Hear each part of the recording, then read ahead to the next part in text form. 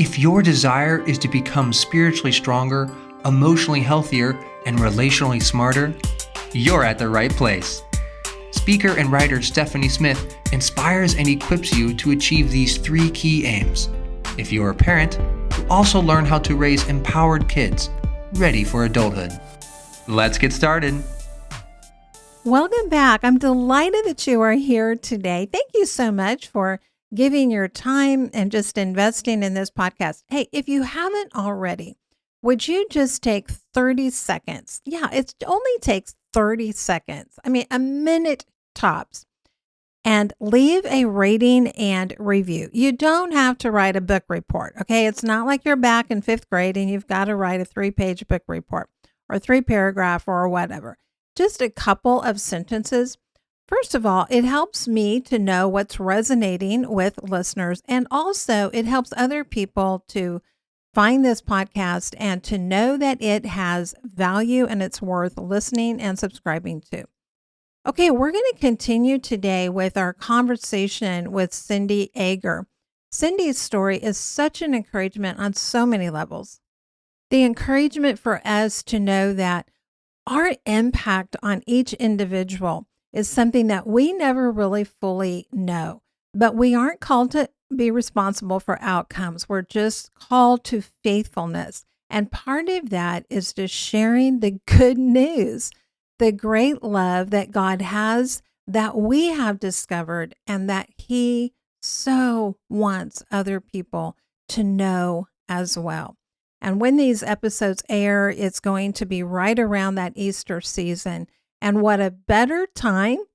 There's just no better time to be able to say, I'm just going to start sharing my story, my journey with people. And that does not mean you have to start with, I was born on, or even the very beginning of your faith journey, whether that was something that you grew up with, or it was something that, like Cindy, you came to later in life. Either way, there are simple things that you can do. And I love how Cindy shares this in our conversation about simple ways that you can just invite people to become curious and know a little bit more about your journey of faith, because that's not just a set of beliefs. That is something that guides all of what we do and how we live and our purpose and our meaning and our ethics and morality, and all of those things are connected back to our foundational belief on why am I here? What is the meaning of life? And those essential questions that everyone asks sooner or later, and does answer either intentionally or by default, but everybody does ask and answer those questions. Okay, so we're going to jump back in and we're going to pick up and continue the conversation with Cindy Ager. I love the fact, that you're talking about this, not as, okay, this is what you have to aspire to. But what I'm hearing is you saying, we're called to faithfulness, and the outcome, we're not responsible for outcomes, right? Because people, have their choices, but we are called to faithfulness, and then trusting God with whatever someone does with what we have sown or nurtured or watered, in their life. What would you say to the person who's listening who says, I do want to be able to start sharing my faith in a more natural way, but I am so scared. And I love the fact of what you just shared with a practical example of that, is just saying, hey, this is this brand of coffee I love, and I just really enjoy it in the morning when I do my devotions. Somebody can listen to that and the conversation can go on something else, and there's nothing weird or awkward, or it provides that door for someone to say, what do you mean devotions? What are you talking about with that? But you haven't put someone in an awkward position where they're like, I don't know what to say next. It doesn't need to be a yes or no question. It doesn't need to be a yes or no. It's you sharing your story. You have just told them that Jesus is important enough in your life that you talk to Him and read about Him every morning. That was your message. You didn't say that in those words, but you gave the message.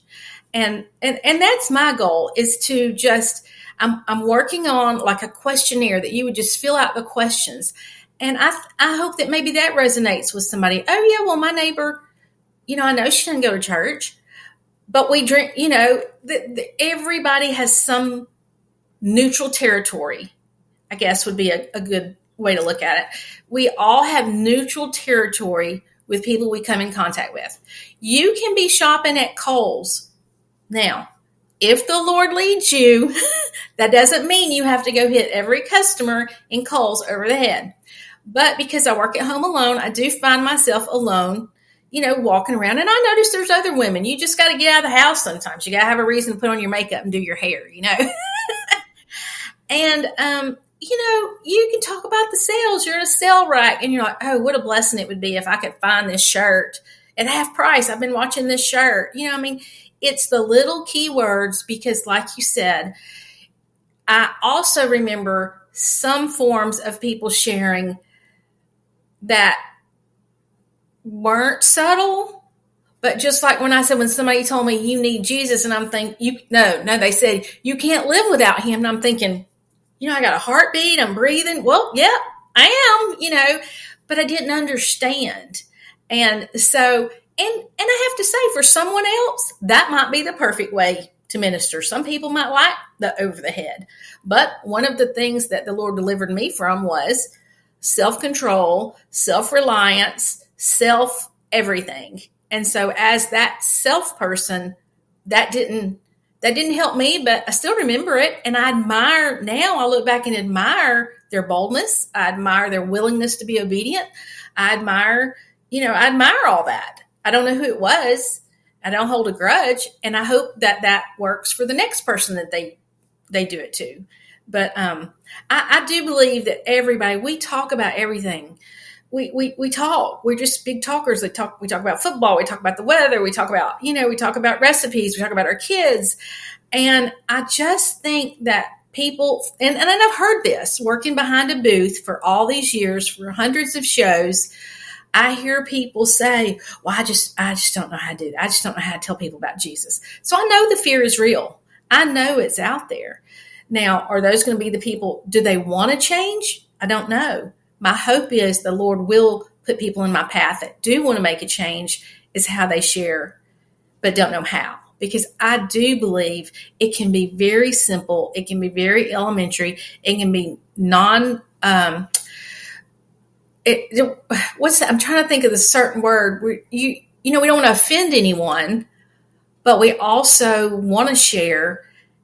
And I would get a little defensive sometimes because I knew, or I felt like they thought they were better than me, that they were going to heaven and I wasn't.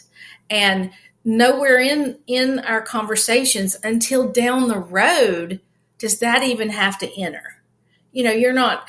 I have been on Wednesday, back in the old days, I love to go on visitation on Wednesday nights. I love to go and share Jesus that way.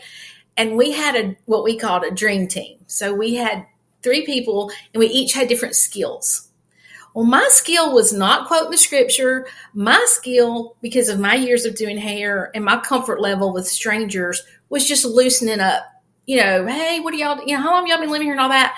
And then when the time was right, my friend who could quote anything and you could ask him any question, he had a biblical application for it, but he didn't hit him over the head.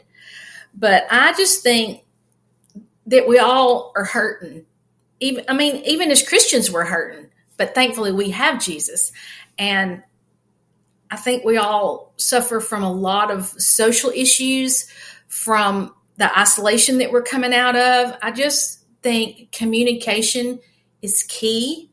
And if that's your desire to share the Lord, that simple, my new little saying for that is just simply share your story. It's just like, and this, I feel bad using this example because I think it oversimplifies the Lord. But if you sat here, Stephanie, and told me about a new restaurant you heard about in town and it was delicious and you told me about it. Okay, thanks for the info. If you sat here and told me, you would not believe the service we got, you would not believe how delicious it was. If you shared your story with me about that restaurant and your experience with me about that restaurant, I'd probably be dragging my husband there the next day. So, I just think it's about relating to people and them being able to relate back.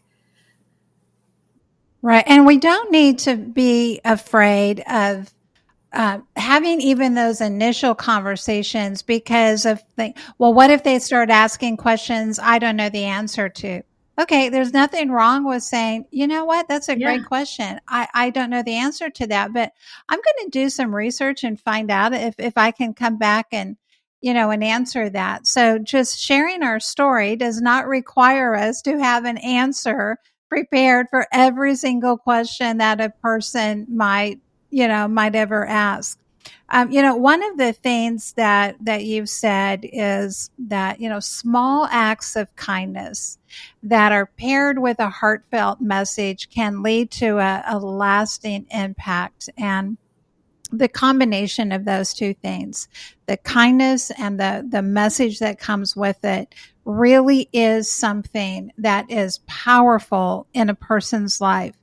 One of the things that you've also done with your art that you've made available, and I want to come back to the work that you're doing now also as a speaker, but share with us a little bit about your interactive journal that listeners can find on Amazon, just finding the Lord every day in unexpected ways. Share with us what that's about. That is, again, because of my personality, I ended up writing a journal that fit me. It's very interactive. It has prompts and questions, but the main focus is to concentrate on seeing Jesus every day somewhere. You may see him like I did in that cup, in that teacup. You may hear him. The sound of a baby giggling might be how you hear Jesus that day. The smell, and this is funny, I'm going to go back to coffee, but I don't even drink coffee. But some people, that time, in that moment, that smell brings them peace. I mean, you can, and I'll go the total opposite. What if you're at the zoo and that smell, but it reminds you of a beautiful time with your children, So the book, the journal, it's not a daily journal because it's too much work for daily.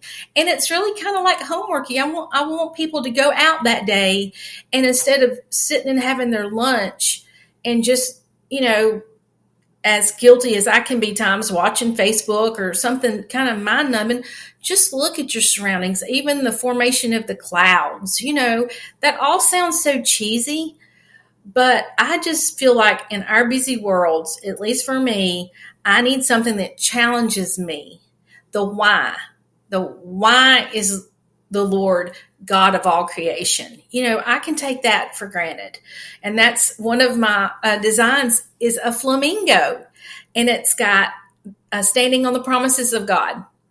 Because that's what I saw when I saw that we went to the zoo for the Christmas decorations last year. And it's like, that's what I saw was, the Lord just gives me, I see things different. I'm just different.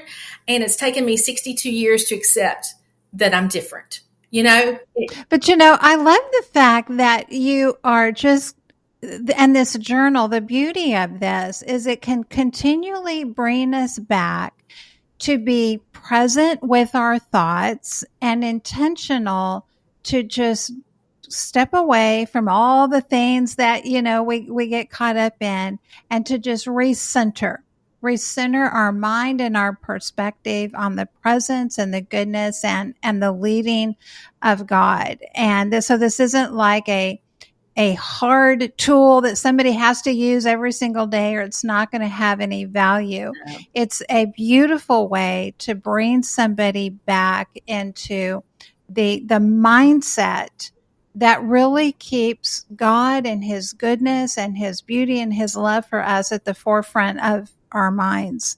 Because the world definitely does not default to that. No. It defaults to pulling us in a lot of other directions. And we are all multitaskers. So while we're multitasking, instead of being overwhelmed let's just see the Lord in it, because he's there, because we're using, the feeling, the touch, just sometimes something you touch. And that always brings me back to my first tree, like just to stand and feel tree bark can be, that's tree bark or a plant, or the softness of a rose petal.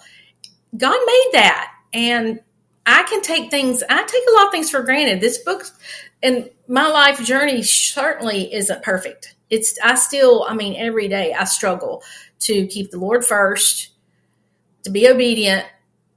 And, sometimes a lot of times my life gets in the way, but you just can start over every moment of every day.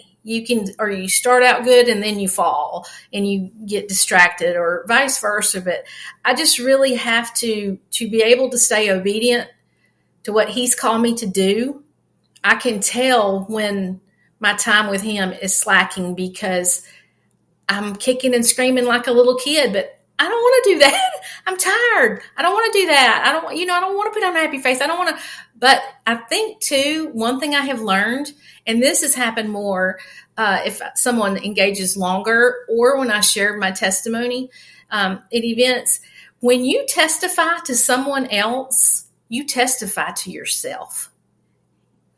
Absolutely. It reminds you are reinforcing yes. that. Yes. You might be going in there, kicking and screaming, and you might have had a bad day, but when you start sharing, it testifies to you too. Exactly. Yeah. Exactly. I've come home and told. So you do share. I'm sorry. And no, you're good. So you do share, not just individual, one-on-one, but as a speaker, you have a real heart and passion to encourage and empower other women to be able to step into wherever their life takes them, and to have that preparation, not just to have that desire, but then to have that preparation that they can share their stories and their own unique and creative ways, and then with their gifting. So for people who are listening, who would like to invite you, get more information, because this is a topic that applies for every single person. It's not limited by age. It's not limited, by circumstance. How do people get in touch with you? What are the types of places where you speak? Let us know more about this so people can take advantage of what you are bringing. Okay, thank you. You can email at cindy@cindymortonegger.com. But I think that we can really have a movement here. I think that it's a great lesson. I think it's a great tool for Sunday school classes, for ladies' events. And I'll tell you one thing, I think it's great used in home environments. When I first started my business, I had people that would come and have me bring some of my products and share my testimony. And they would say, I can't get my neighbor to come to church, but I can get her to come to my house. And I still believe in that. And even way back then, that was proof that our story matters. Her friend would come to her house and listen. And then, some people have reasons that the word church and the church, the institution of church. I'm not going to say that sometimes people have valid reasons. I hope that doesn't come across too harsh, but there are sometimes that people are going to have to get back into church. They may have been in church, but I'm going to tell you, I'm honest with people. Some of my greatest pains and hurts have been in the church. And thankfully you can pray your way through that and realize that that was a person, not Jesus and not the church. But a lot of people in their mind have valid reasons. A lot of people see Christians that are fallen and they get a little bit hung up on hypocrites. I'll be the first one to tell you, you spend 20 minutes with me, I'm going to do something that you're going to, I'm going to say something, I'm going to do something. Trust me, I am going to mess up your vision of the perfect Christian really quickly. So, just don't carry that weight around. And if you are carrying that weight around, Jesus does want to take it from you, because there are people still carrying it around. Absolutely. And I'm glad that you pointed that out, that it's not just always about people getting into a church building right away, but it can just even be inviting people into your home and you also being willing to do that. So, Cindy, thank you so much for being here Thank you for today having and me. being a guest. I love the fact that you have such a heart for every individual to, first of all, to value their own story and then to see the value that they can bring to others. Doesn't have to be in some big dramatic auditorium. It can be standing there behind the hairdresser's chair. It can be in the grocery store. It can be in a store. It can be in a marketplace. Anywhere that we are present, we have the opportunity to just show up and to share Christ just in creative ways. So thank you very much for coming and sharing today. One question that I have for you: what are you excited about? What's one thing you're excited about that's in the works in your life? It can be personal, it can be professional, but what's something that you're excited about? I really think the thing I'm the most excited about right now is transition. Oh, excuse me, I'm tongue tied. Transitioning from sharing my story. I think everybody's heard my story. I think I can use my story to show other people. It's just, I'm excited about getting this literature written and put together. I'm just excited to see people that do want to make a difference and help them. Because, and my number one thing I'm excited about is for people to realize you're not wasting your time. You may never remember my dogwood bloom. You may never know the fruits of your labor. But the most important part is when Jesus says, "Did you do as I called you to do?" You can say, "Yes, sir, I did. I did it." And then I believe it will be revealed to us that we did make a difference. Absolutely. Because again, we're not called to outcomes. We're not responsible for outcomes. We are responsible for our faithfulness. Hasn't this just been a delight? I've had the privilege of spending some time in person with Cindy, and I will just tell you, she is charming. She is fun. She is talented. She is kind. And I welcome you to check out the links in the show notes and consider inviting her to come and to speak to your women to help encourage them how to share their faith. I guarantee you, this is not going to be a guilt trip for your women. It's not going to be someone who's like, why aren't you out there sharing their faith?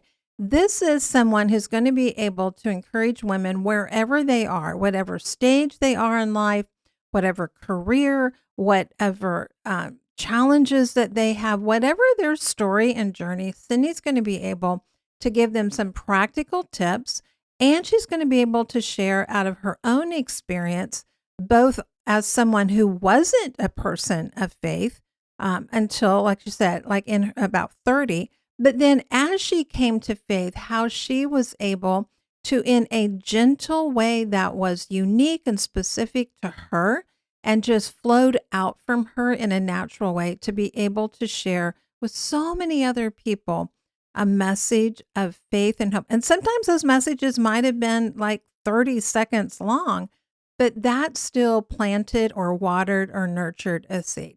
So check the show notes, look for the links that are there. And while you are doing that, if you haven't already, make sure to go to the website, stephaniepresents.com. Sign up for my weekly newsletter, High Impact. I want to help equip you with not just encouragement, but with resources, with information so that you and your family can truly become spiritually strong, emotionally healthy, and relationally smart. And I want you to be those things. I want you to have peace. I want you to have purpose. And I want you to recognize and then to multiply and develop your immeasurable, eternal, and irreplaceable impact. All right, my friend, I'll see you next time. Thank you for listening. Visit the website, stephaniepresents.com, and sign up for High Impact to join the mission of building spiritually strong, emotionally healthy, and relationally smart women and families. You can also book Stephanie to speak at your event and check out additional resources. Together, we can invite and equip generations to engage fully in God's grand story.